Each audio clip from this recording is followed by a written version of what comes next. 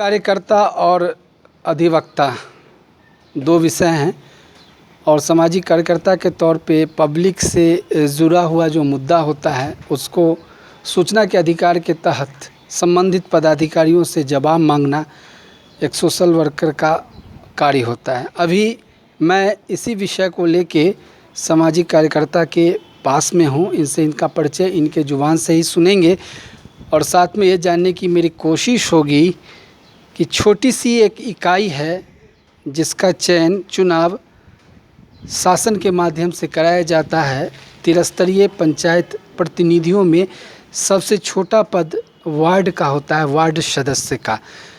उससे नीचे का पद अभी तक नहीं है और यही वार्ड सदस्य कल को स्थानीय निकाय चुनाव में वोटर भी बनते हैं। ठीक है, ये एक परिचय है। आपसे जानना चाहेंगे कि सर आपका नाम क्या हुआ? विजय वात्स्यायन।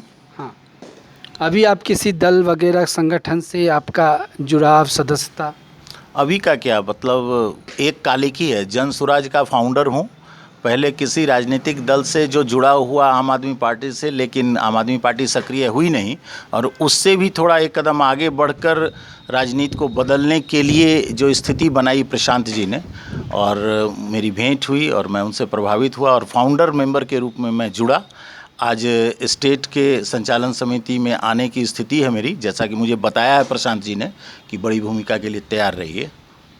चलिए मुद्दे पे आते हैं और मुद्दा ये है कि जो ग्राम पंचायत छतौना है समस्तीपुर प्रखंड अंतर्गत, वहाँ 18 वार्ड हैं और जो आँखों के सामने खबर बनती है उसमें ग्राउंड पे जो कार्य होने चाहिए, चाहे वो 15वीं से हो, कस्टम से हो, मनरेगा से हो या सरकार की जो योजनाएं हैं उसमें अनियमितता खुले रूप से दिखती है। कुछ काम पेपर पे चल रहा है, कुछ काम पेपर के अलावा रूट पे भी चल रहा है, लेकिन वहाँ भी अनियमितता है।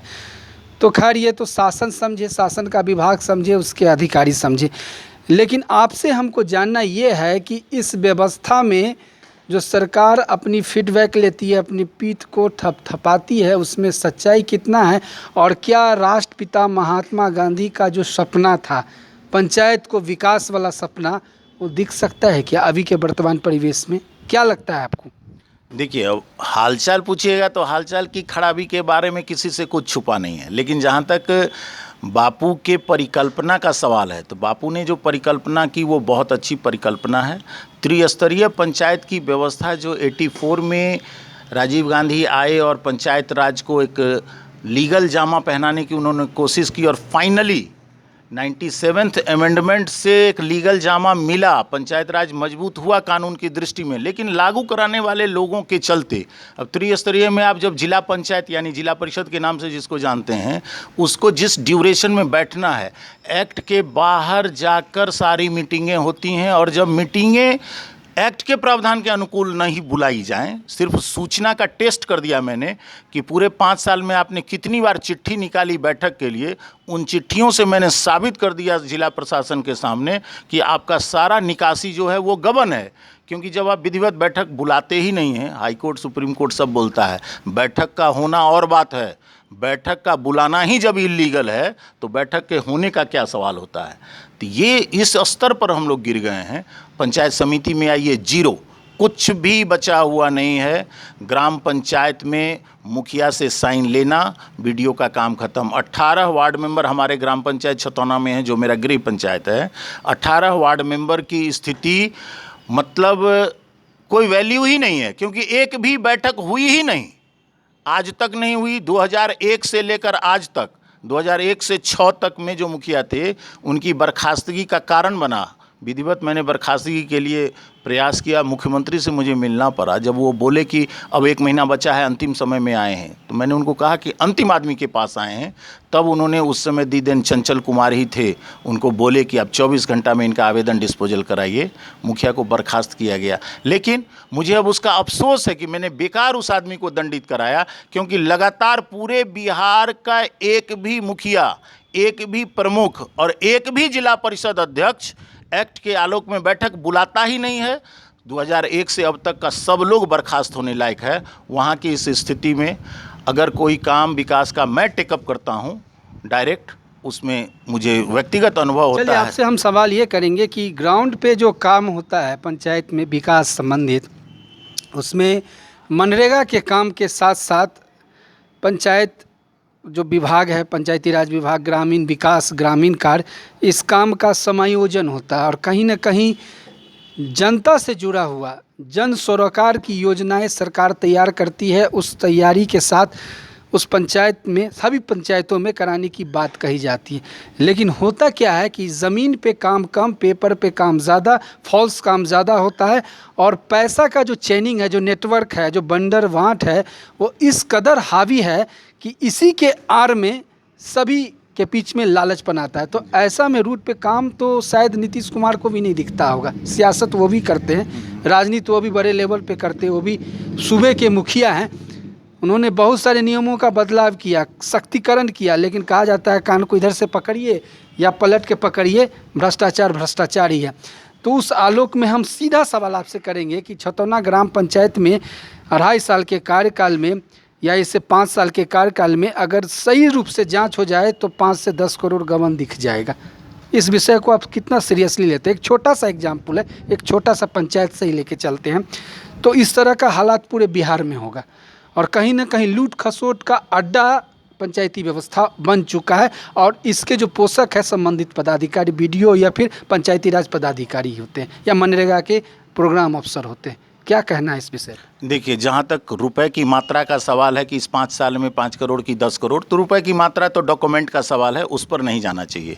बेसिक जो है, जो कंसेप्ट है मनरेगा का कि श्रम दिवस उपलब्ध कराना, तो श्रम दिवस उपलब्ध कराने के कॉन्सेप्ट में वहीं चूक हो गई है वेरी इनिशियल, कि काम की मात्रा फिक्स कर दी गई है कि इतना किलो मट्टी काटेगा तो इतना रुपए मिलेगा।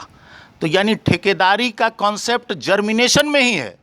और आप क्या कह रहे हैं कि हम श्रम दिवस उपलब्ध करा रहे हैं। श्रम दिवस उपलब्ध कराने की बात इस तरह से कही जाती है, ऐसे जैसे कि काम करे न करे, ये गरीब आदमी है, एक दिन की हाजिरी लग गई, उसको पैसा देंगे। नहीं, आपने लिखा, हम एक उदाहरण दे रहे हैं कि 100 किलो मिट्टी काटना होगा एक दिन में और रुपया दीजिएगा 200, तो 200 रुपये में 100 किलो मिट्टी काटना है।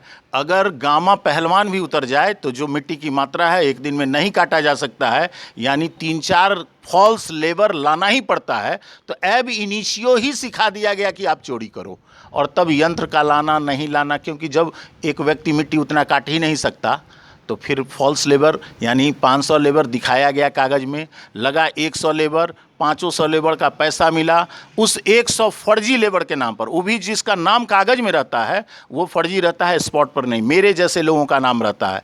मैं जिस आर्थिक दशा का आदमी हूँ, उस आर्थिक दशा का आदमी का नाम लेबर के लिस्ट में रहता है, उसके अकाउंट पर पैसा जाता है और उसको 150 खाने पीने के लिए छोड़कर वह पैसा फिर जाकर बीडीओ साहब या उनके जो पीआरएस होते हैं, पीओ होते हैं, वो जाकर वापस मांगते हैं, वो वापस लेते हैं और तब जाकर एक्चुअल जो कुदाल चलाया है उससे बार्गेन करके उसको दिया जाता है। तो कॉन्सेप्ट में ही गड़बड़ी है। इसीलिए रुपया वाइज क्या कहा जाए, सीएम पीएम किसी को नहीं, योजना बनी, योजनाकारों की ये गलती है कि काम की मात्रा जब फिक्स कर दिया आपने, रुपया फिक्स कर दिया आपने, तो ठेकेदारी हो गई। और ठेकेदारी के कॉन्सेप्ट के विरुद्ध आप कहते हैं कि हम मनरेगा लेकर आए हैं। एब इनिशियो गलती है। अगर इस तरह की बात करें तो फिर पंचायती व्यवस्था में जो 15वीं की राशि है या फिर जो कस्टम की राशि है, उस राशि से भी योजनाएं चलते हैं जिसमें डायरेक्ट सीधे तौर पे बीडीओ या पंचायती राज पदाधिकारी या उससे संबंधित जो ग्राम सेवक रहते हैं वो इन्वॉल्व रहते हैं। हम कहना ये चाहेंगे कि देखिए, संयोग ऐसा है कि पारिवारिक पृष्ठभूमि मेरी ऐसी रही है कि Goa freedom fighter professor PS Madan, मेरे पापा जी 84 में पंचायती राज कमेटी के ही चेयरमैन हुआ करते थे विधान परिषद के, और विभिन्न राज्यों का दौरा करते हुए, और भी उनका बहुत वाइड कॉन्सेप्ट था, लेकिन पंचायती राज चेयरमैन के रूप में वो जो पूरा इंडिया घूमे और हम लोगों से शेयर करते थे कि प्लानिंग फ्रॉम बिलो, चूँकि लेफ़्ट अप्रोच के CPI के ऑल इंडिया लीडर रहे थे पापा जी, तो लेफ़्ट अप्रोच भी उनका था। उस स्थिति में प्लानिंग फ्रॉम बिलो का जो कॉन्सेप्ट है कि नीचे से योजना, अभी आप 15वीं 6ठी 5वीं विभिन्न तरह की बातें लेकर आते हैं, ऊपर से थोप देते हैं। प्लानिंग फ्रॉम बिलो, एक ग्राम पंचायत बैठे और मेरे गांव में क्या बनेगा, कैसे बनेगा, वह खर्चा। ऐसा पहले होता था क्या? मैं सीधे पूछना चाहता हूं कि 80 के दशक में, 90 के दशक में, उस समय चुनावी व्यवस्था नहीं थी, हाथ उठा के मुखिया चुने जाते थे, आप ये चीज़ समझ रहे होंगे। 2001 से जब चुनावी व्यवस्था हुई तो नियम तो बहुत अच्छे हैं, लेकिन ऐसा अगर उस तरह का प्लानिंग उस समय में होता था तो अभी होने में क्या दिक्कत है? उस समय भी नहीं होता था। आज़ाद भारत में महात्मा गांधी की उस परिकल्पना को कभी भी साकार रूप देने के लिए किसी भी प्रधानमंत्री या किसी अपने सूबे के मुख्यमंत्री तक की बात करूं, कोई आदमी, बहुत तरह का विकास हुआ, हम बहुत आगे बढ़े हैं, निस्संदेह बहुत आगे बढ़े हैं, लेकिन जो उसका बेसिक्स है, जैसे प्रधानमंत्री को एक ग्राम पंचायत मॉडल भारत बनाना चाहिए, जैसे मुख्यमंत्री को एक ग्राम पंचायत मॉडल बिहार बनाना चाहिए और एक डीएम को एक ग्राम पंचायत को मॉडल समस्तीपुर बनाना चाहिए, वह चीज़ जब तक नहीं आएगा, एक मॉडल देने की कोशिश जब तक नहीं होगी, तब तक बगल का पंचायत नकल कैसे रहेगा? अभी हम लोग झूठ मूठ का भाषण देते हैं। हम बिहार के लोग कहते हैं हरियाणा में विकास हो गया, हरियाणा का लोग कहता है गुजरात में विकास हो गया, एक दूसरे को ठग रहे हैं। एक मॉडल ग्राम पंचायत बनाकर दिखा दो, मोदी, नीतीश और जिलाधिकारी जोगिंदर सिंह, तीनों को मैं तगमा पहनाने के लिए तैयार हूँ। तो अगली सवाल लेंगे, और आपने सवाल के जवाबों में बहुत सारी बातों को अपने भाषा में बता दिया, जो समझने वाले खुद समझ सकते हैं। चलिए, सोशल वर्कर हैं आप, और क्या लगता है 2025 में भी आपकी तैयारी हो सकती है? 2025 में जन स्वराज की सरकार बनने जा रही है, मेरा अपना आत्मविश्वास है। ठीक है, वो सरकार किसकी बनेगी भविष्य के घर में आप अपनी बताइए। 2025 में आप चुनावी दंगल में रहेंगे क्या? नहीं, मैं एमएलए का चुनाव लड़ने का मन नहीं बनाया हूं। मैंने प्रशांत किशोर जी से स्पष्ट कहा है कि मैं विधानसभा का चुनाव नहीं लड़ूंगा। मुझे 100 क्षेत्रों में घुमाइए, 100 एमएलए क्रिएट करूंगा, फिर एमएलसी भी नहीं बनूंगा। मतलब किंग नहीं, किंग मेकर बनने का इरादा है? 179 दिन के लिए बिहार के कैबिनेट में आना चाहता हूं। उसके लिए सदन की सदस्यता की जरूरत नहीं है। जब आप पूछ रहे हैं तो मैं अपनी राजनीतिक मंशा बता दूं। 179 दिन का सहकारिता, मेरा काम है पूछने का। हाँ, 179 दिन का कैबिनेट मिनिस्टर, सहकारिता विभाग, ग्राम पंचायत विभाग के मुझे दिया जाए। 9 दिन के अंदर पिक्चर, 90 दिन के अंदर आधी समस्या और 180 दिन के पहले पूरी समस्या समाप्त कर दूंगा, और उसके बाद मुझे मंत्री रहने की जरूरत ही नहीं रहेगी। वो हाल करने का प्लान करके रखा हूँ। तो ये आपको लगता है कि अब की बार तब की बार का जो डायलॉग चलता है, हाँ। तो उसमें जो अब की बार होने वाला 2025, उसमें जन स्वराज में भविष्य है क्या? जन स्वराज 200 के पार।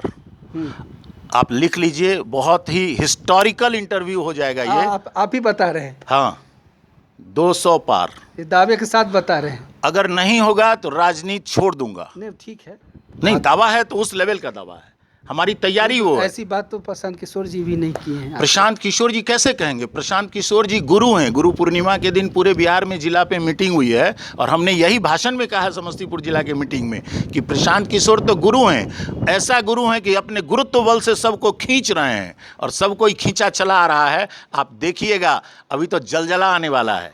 अभी 28 तारीख के बाद 2 अक्टूबर को जब हमारा दल घोषित हो जाएगा विधिवत, सिंबल वगैरह में जल सिंबल तो 6 महीना पहले देगी चुनाव आयोग। ठीक है, तो उस समय 200 पार। देश के राजनीति का निडिल 40 एमपी के सहारे घुमाने का संकल्प है। ऐसा लगता है कि अरविंद केजरीवाल जिस तरह से आए थे सियासत में, उसी पैटर्न पे थोड़ा न्यू टेक्निक के साथ ये भी आए हैं। कुछ तो है दोनों में सिमिलरिटी को थोड़ा सा समानांतर भी है और सिमिलर भी है। हाँ। समानांतर इस रूप में है कि अरविंद केजरीवाल ब्यूरोक्रेसी के डिजाइन से राजनीति को चलाना चाहते थे, जबकि Prashant Kishor pure Gandhian style में राजनीति को लेकर चल रहे हैं। यही फर्क है। हाँ, यही बेसिक्स, लेकिन new type of politics. Kejriwal को जिस तरह से क्रश करने की कोशिश हो रही है, वो बहुत ही गंदी राजनीति है, हिटलरी राजनीति है। इनके साथ भी हो सकता है, स्वाभाविक है, राजनीति में सब जायज है। निश्चित आक्रमण होगा ही। अब उसी में है कि केजरीवाल की घटना के बाद प्रशांत किशोर जी को सचेत रहना चाहिए कि कोई भी उस तरह की चीज़ें हमारे जैसे कार्यकर्ता के द्वारा भी कोई ऐसी गलती न हो कि हिटलरी सरकार को कोई मौका मिले। चलिए, बहुत बहुत धन्यवाद। पेशे से आप अधिवक्ता भी हैं, हाईकोर्ट में प्रैक्टिस भी करते हैं, विभिन्न मुद्दों को रखते हैं, और बहुत सारी बातों को आपने शेयर भी किया है। मैं कोशिश करता हूं कि लाइव टू लाइव जितना रिकॉर्ड हुआ है इसमें, उसको यूट्यूब चैनल के माध्यम से, सुदर्शन और रिपब्लिकन प्लेटफॉर्म के माध्यम से message all over India spread करूं। धन्यवाद। आप